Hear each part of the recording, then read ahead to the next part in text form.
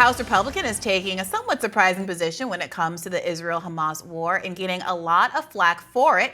Kentucky Republican Representative Thomas Massie calls himself a true conservative. He recently joined Representative Marjorie Taylor Greene in a failed vote to oust Speaker Johnson. But when it comes to war, the nation's national affairs correspondent John Nichols points out that he's siding with progressives. Here's Massie explaining his position to Glenn Greenwald back in December. What is your view on the overall U.S. support for Israel in terms of money, and what's your view specifically of President Biden's new request for $14 billion more, at least to start with, to fund this new war?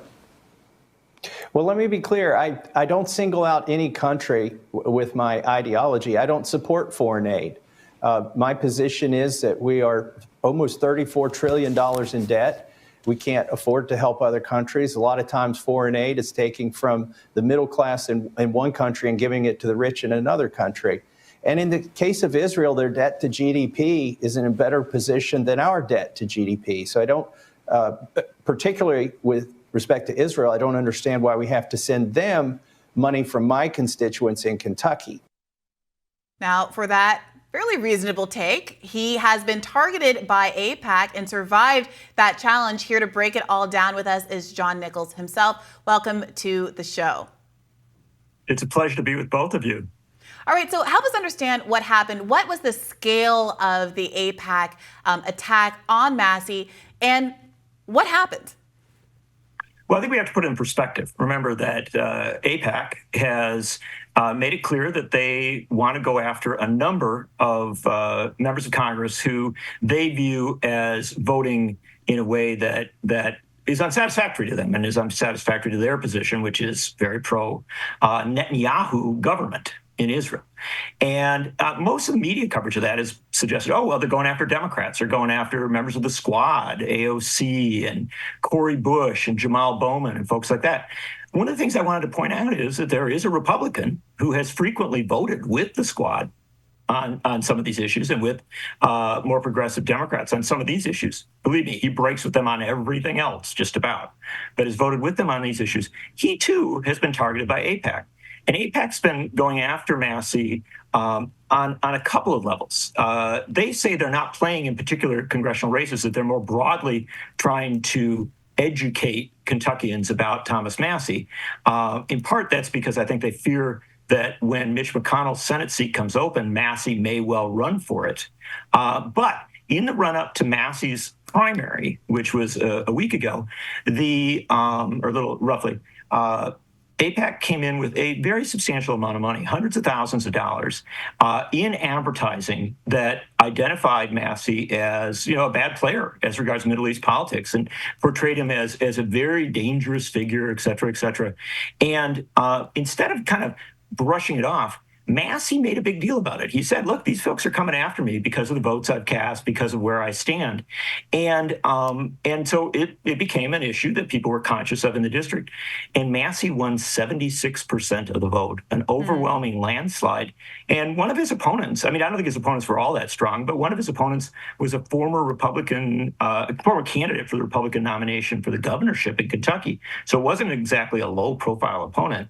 And Massie just swept. And the point that he has made is that he believes it is possible to stand up to critics, especially on some of these issues. And it is, I think, a very interesting note as regards sort of the broader politics of these issues in 2024. Yeah, if I was running as a Republican in a deeply red district in Kentucky or a state like that, I would want some ideological opponent to highlight how opposed I was to foreign aid.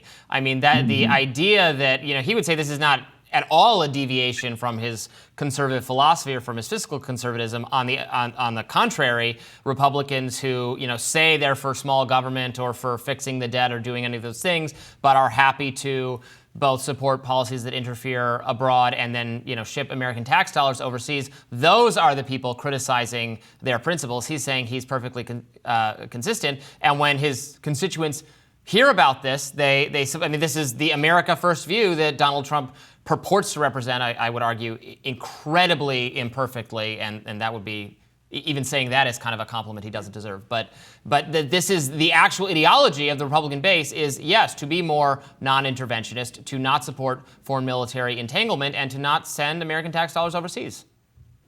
And I think what you're pointing out here is an interesting thing. Now, I personally may disagree with Massie on a host of issues, even on foreign aid.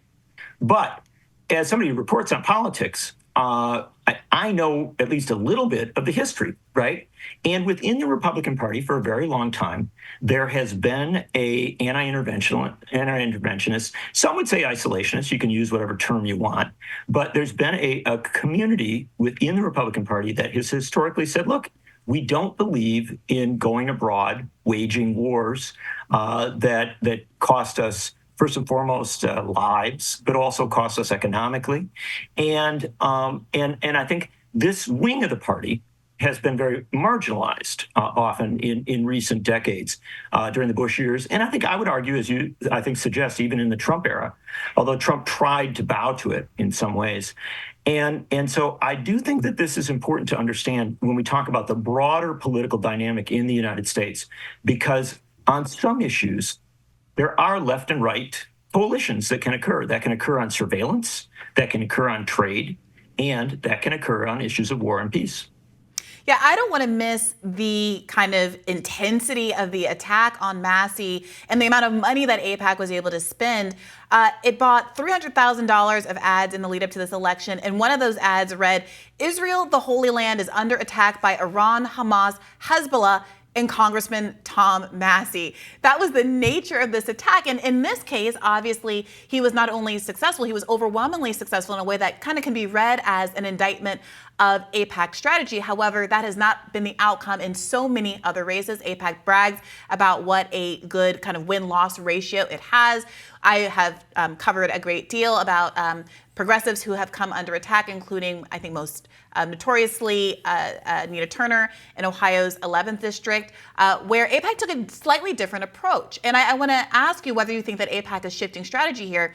In that race, they did not foreground the idea that Nina Turner is sort of bad for Israel, as it were. What they did was try to smear her as not a genuine progressive. For example, sending out flyers that characterized her vote against the DNC platform as a vote criticizing the platform because it was too progressive, when in fact it was because it was not progressive enough.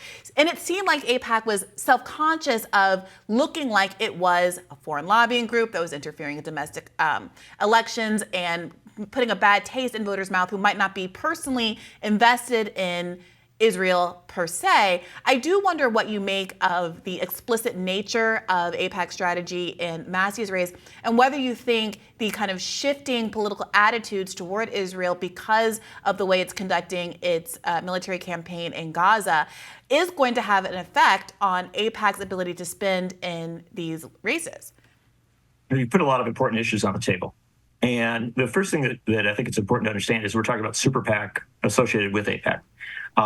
And super PACs tend to hire sophisticated political insiders to figure out how best to approach different races.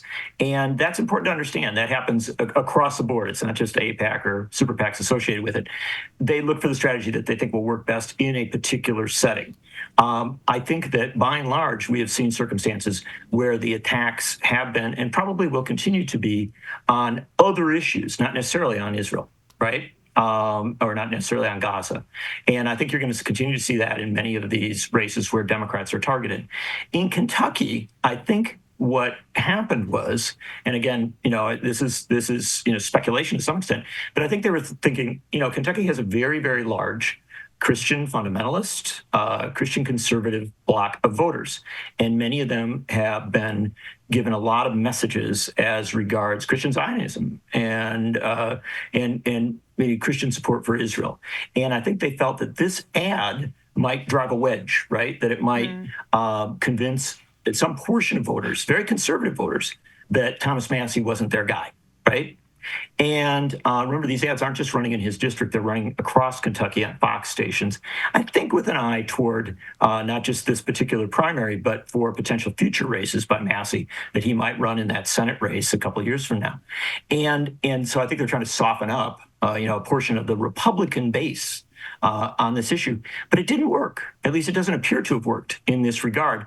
And I think one of the reasons for it, and again, people will speculate about what the answer is. Massie works hard in his district, and I think that probably helps him to some extent. But I think another reason is that he talked about this. He didn't just let it happen and not walk voters through it. He discussed it on social media and in other settings with an eye toward making sure that there was clarity.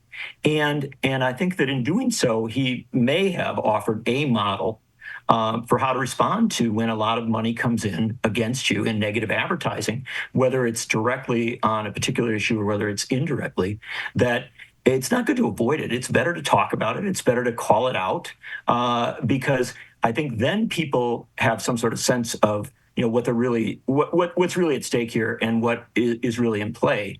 And so much of our politics, I think, is mysterious to too many voters. In Massie's case, again, he being someone I disagree with on many, many issues, but in Massie's case, I think he did something that was smart, which was to remove the mystery and kind of go to the heart of the matter, talk about where he stands and why he thinks he's under attack. And I think, obviously, the results suggest that he was successful. Before we let you go, could you comment on, I saw you also wrote about the Libertarian Party's National Convention, which took place this weekend. We talked about it on the show yesterday. I was broadly pleased myself with the outcome. I happen to like the candidate, and I was glad to see RFK Jr. talk about libertarian issues, and Trump try to talk about libertarian issues, but was actually booed, got some of the most negative reception, I think the most negative reception he's gotten in my memory. He chooses usually to speak in front of crowds that like him. What was your response? I think it was shocking for Trump. I think he. I would expect that the car ride away from the Libertarian Convention was not a very comfortable or friendly car ride, because I suspect that Donald Trump was saying to his aides, "What the hell did you get me into there?" Trump gave a relatively extended speech, which was clearly a speech where he thought he could do the art of the deal, that he could sell libertarians on endorsing him, even though he wasn't a member of their party. And he threw them, some issues. He said, well, I'll put a libertarian in my cabinet.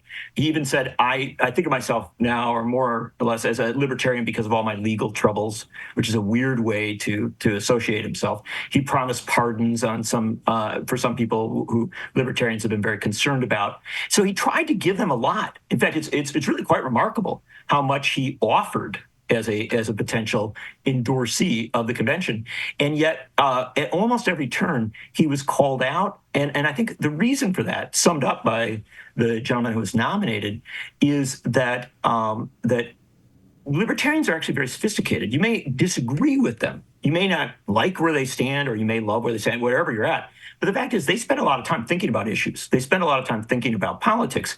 And Trump came to them not merely as the guy appearing for that speech, but also with all of his record. And, it shouldn't be surprising to anyone that a guy who says he wants to be a dictator for at least one day isn't going to go over well with a convention of civil libertarians and small government people. Yeah. John Nichols, thank you so much for joining us. We appreciate it. It's an honor to be with both of you. Thanks for having me.